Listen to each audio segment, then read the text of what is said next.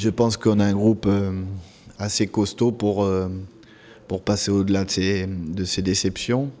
Je pense que les plus déçus sont les buteurs, mais c'est aussi le rôle qui veut ça, puisque souvent ils font aussi gagner l'équipe, et dans ces moments-là,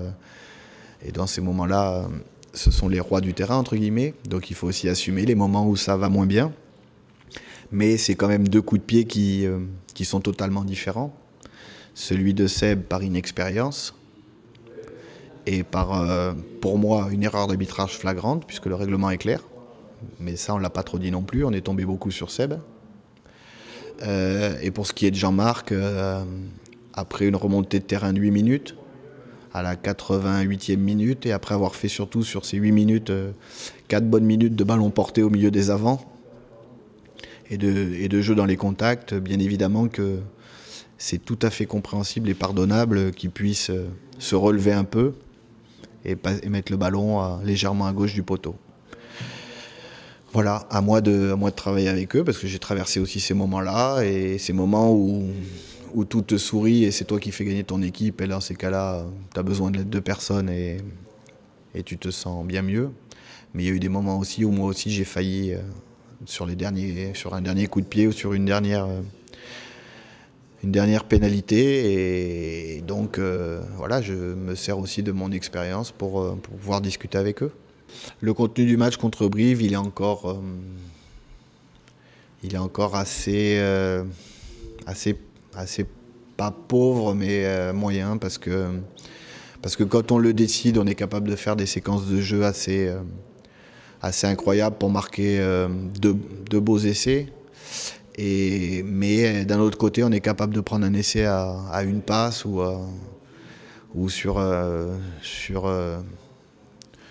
ou comme ça s'est passé contre Montpellier d'ailleurs, avec turnover, Benoît Payoc qui met le pied sur le ballon et encore un essai à 0 passe.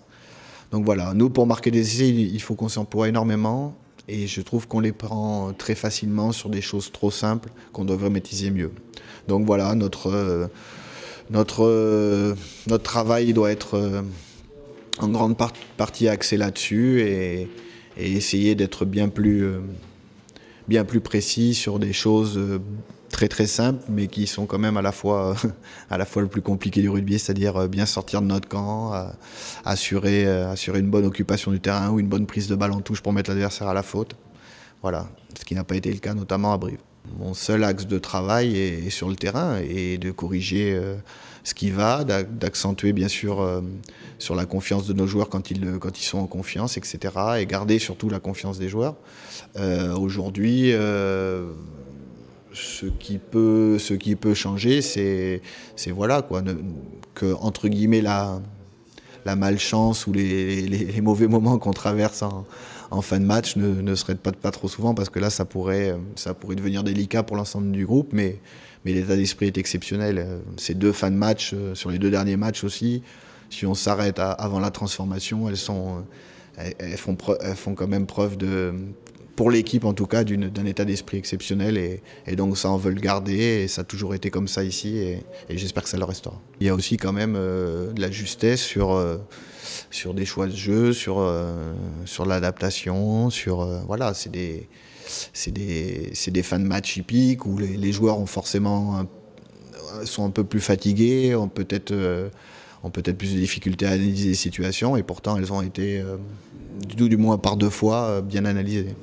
La pression en ce qui nous concerne, on l'a tous les week-ends, hein. C'est pas spécialement celui-ci après une contre-performance à domicile et une défaite à l'extérieur qui aurait pu, enfin un nul à l'extérieur pardon, qui aurait pu être tout aussi bien une victoire. Mais non, moi ce qui m'intéresse c'est surtout le contenu, bien évidemment l'opposition. Après, c'est à nous de jauger si on s'intéresse plus à notre contenu qu'à l'opposition. Ça, c'est notre salade. Mais non, j'ai pas l'impression qu'il y ait une pression négative. Au contraire, je crois qu'il faut sortir un peu de cette En ce qui concerne les joueurs, ils doivent prendre énormément de plaisir à batailler sur le terrain et encore plus face à un concurrent direct et une équipe qui, comme elle l'a annoncé dans les journaux, veut gagner un titre cette année. Bien évidemment, on peut comparer, si on veut comparer le nombre d'essais qu'on a marqués par rapport au nombre d'essais qu'a marqué du bébé, ça il y aurait un certain écart, mais est-ce que ce sont que des essais marqués dans du mouvement général ou sur des contre-attaques de 100 mètres? Je ne suis pas sûr non plus. Peut-être qu'une grande partie a été marquée sur des ballons portés. Je ne sais pas. J'ai mon idée là-dessus, bien évidemment, puisqu'on travaille sur Bordeaux-Bègles. Bordeaux-Bègles a toujours eu, et depuis un certain moment, une grosse assise sur les phases statiques, touche et mêlée, avec un très bon alignement notamment. Qu'il ait le ballon ou qu'il ne l'ait pas, ce sont vraiment des alignements très performants. Et puis ils ont cette faculté dans le désordre, et notamment sur les ballons de turnover ou les contre-attaques, à créer du danger.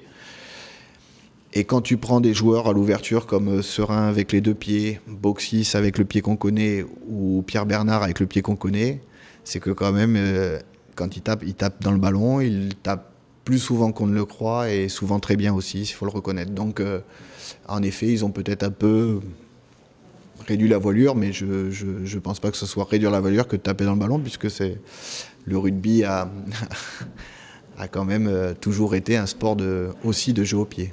Bien évidemment, dans l'idéal, il faudrait qu'on garde le ballon pendant 80 minutes, mais c'est pas possible non plus. On sait qu'il y aura des fautes demain.